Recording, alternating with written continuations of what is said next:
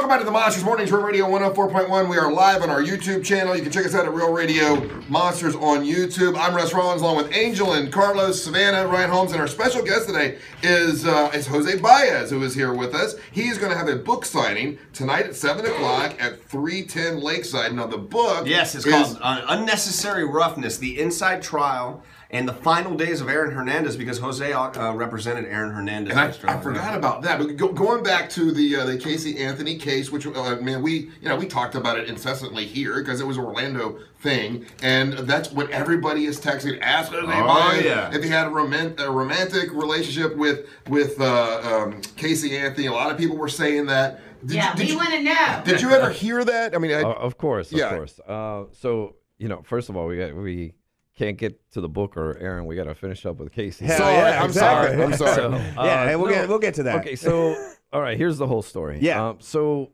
in the beginning, we were operating on a shoestring, and I had gotten hit up by numerous people, and this private investigator hit me up, and he told me, look, I can help you work on the case and doing these things. We didn't have money for an investigator, so I'm like, you know what? There's a lot I need to know, a lot of ground balls I need to run out. Let me do that. So I brought the guy in. I checked out his license, things like that. Everything looked good. And he told me he had a couple of associates that could work on the case pro bono, so on and so forth. And I'm like, okay. So I give him an assignment, and he goes and looks into it. And he shows up a couple days later, and he says to me, I solved the case. I'm like, really? Wow. Okay. And he's like, yes. Zanny is the street name for Xanax. And when Casey said Zanny the nanny was babysitting her, she meant that she would give the baby Xanax. Right. And basically that's who was the babysitter, Xanax. And I looked at him, I'm like, okay, where's the evidence of this? He's like, well, I read it online. So I'm like, okay, this guy's a nut job. Yeah. And one of the problems was the press was outside my office every day. And if I had fired him, he would have gone yapping to the press. So I tried to keep him, at arm's length. So I said, you know what?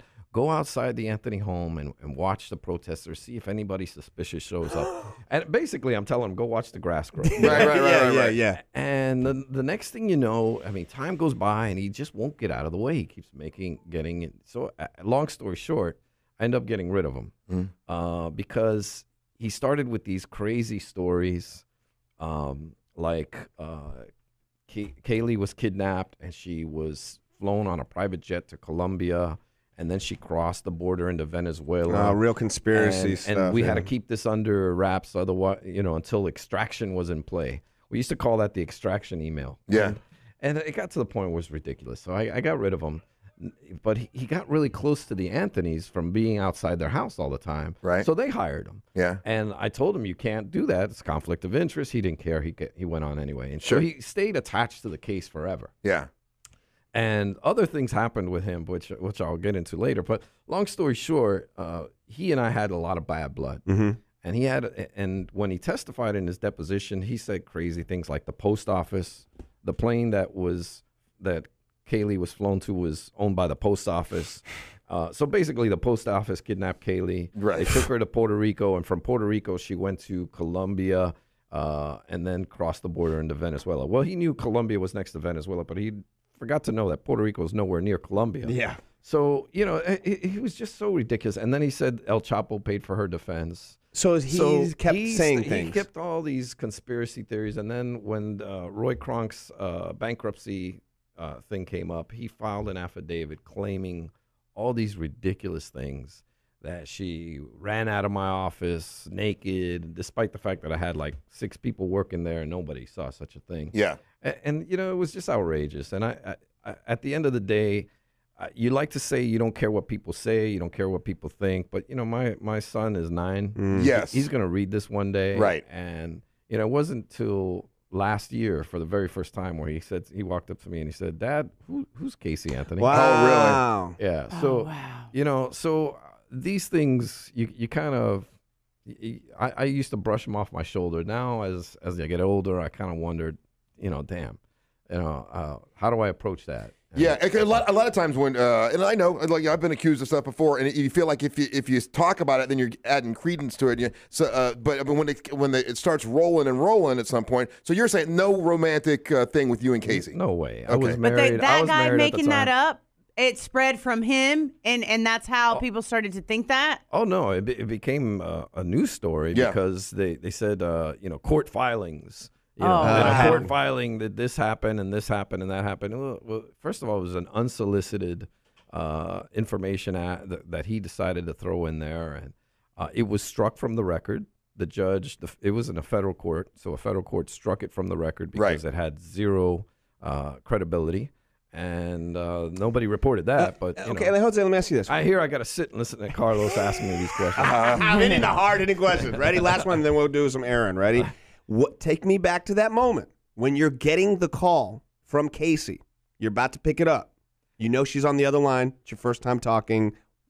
See, well, that's not how it went down. Tell me how it went down. So basically, first of all, when it all happened, I didn't, Casey wasn't that blown up. It wasn't news. I got involved before it blew out of control. So I didn't know who Casey Anthony was. So when I went to see her, it was just another case.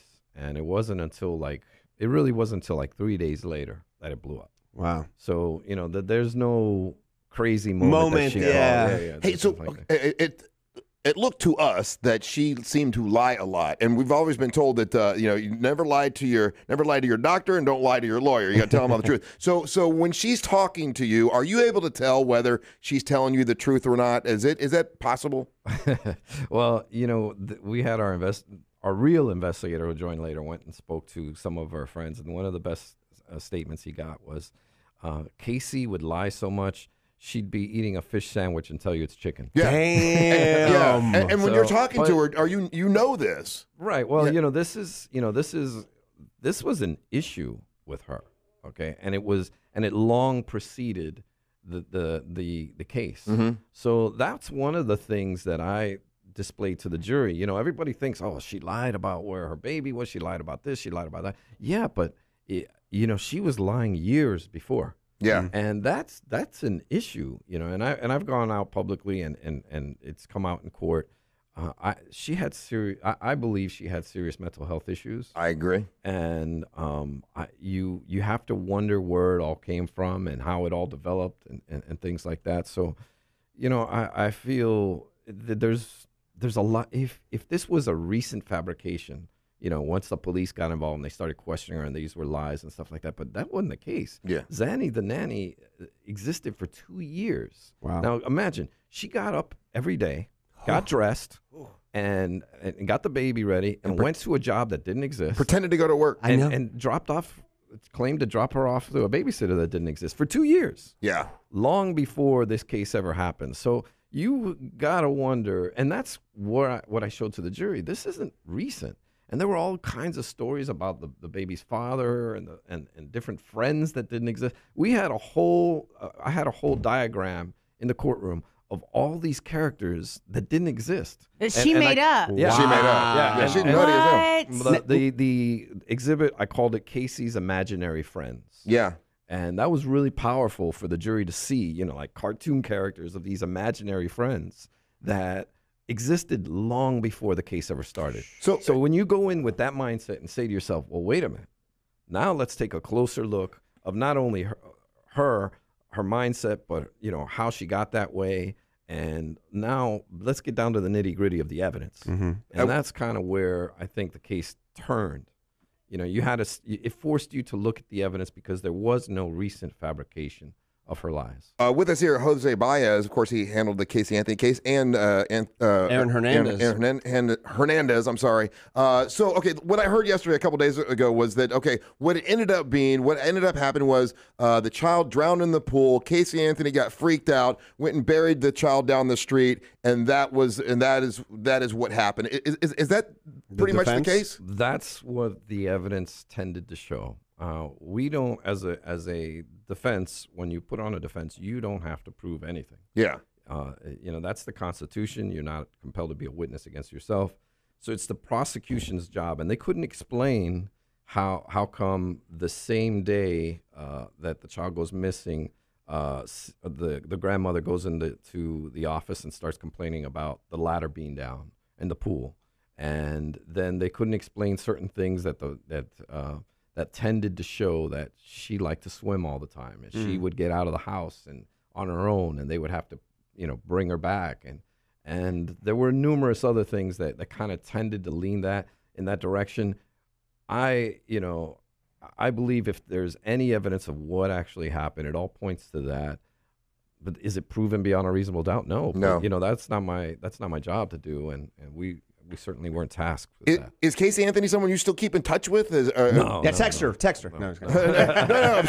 So once the case is over, it's like, okay, we did the work, and yeah, you don't adopt them. I mean, everybody asks me that question all the time. they think you're still friends. I know. I haven't spoken to her in like 3 years. And you have this ability to be around some pretty interesting characters. Your book, Unnecessary Roughness, which you can get now, and you can go tonight to go see Jose. I think I might head out there and see you for the book signing. It's 7 o'clock tonight at 310 Lakeside. There we go. How did you get involved with the Aaron Hernandez case? And I don't know if it was all of the cases or one. Yeah. He got convicted, and what happens with athletes and celebrities is they go to their handler when they get in trouble. Yeah. What do I do? Their agent and his agent referred him to his old firm, his old law firm, and they did white collar stuff, and his lawyer did health compliance, and he was a former prosecutor, federal prosecutor. So that was his first defense of a murder trial. And, they lost. This was the Odin Lloyd case. Mm-hmm. And then he wrote to me. And he asked me. So he wrote you personally? Yes. Whoa. He wrote to me, and he's like, look, can you come see me? I'm innocent. And, he had another murder case. It was a double homicide that occurred a year before the Odin Lloyd case. So this book is kind of like a prequel to the Odin Lloyd case. Now, I didn't represent him in Odin Lloyd, so this was the case that happened in Boston, and he was 100% innocent of that case. Whoa, really? Oh, yeah. We had 3 you come tonight, I'm going to go over the evidence at 310 Lakeside, and I'm going to show everybody the witnesses. The only person that testified against him was a convicted drug dealer. Odin Lloyd, if I'm correct, was the brother of one of the girlfriends, something like that? The boyfriend of one of his fiance's sister. And you say he's innocent. You say no. I'm not saying, that one, the other one. Correct. Now the other one, I was asked after the case was over to look into the shooting it. one? They were all shootings. Yeah, oh, my bad. Yeah. And this was the car one, I think. Yes. This is the drive-by shooting of 2 guys who were from Cape Verde.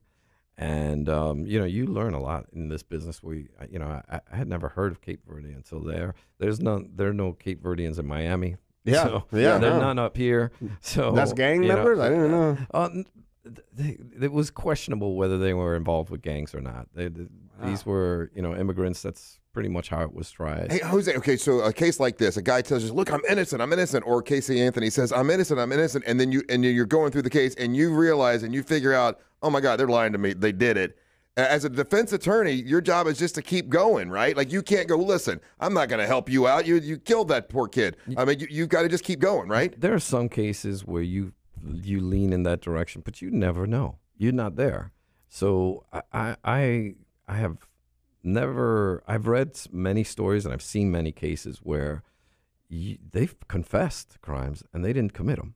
Because they're wearing, just don't know. And unless you're there or it's on video, that you have your doubts. And sometimes you'll hear things from a client and you believe them, and sometimes you won't.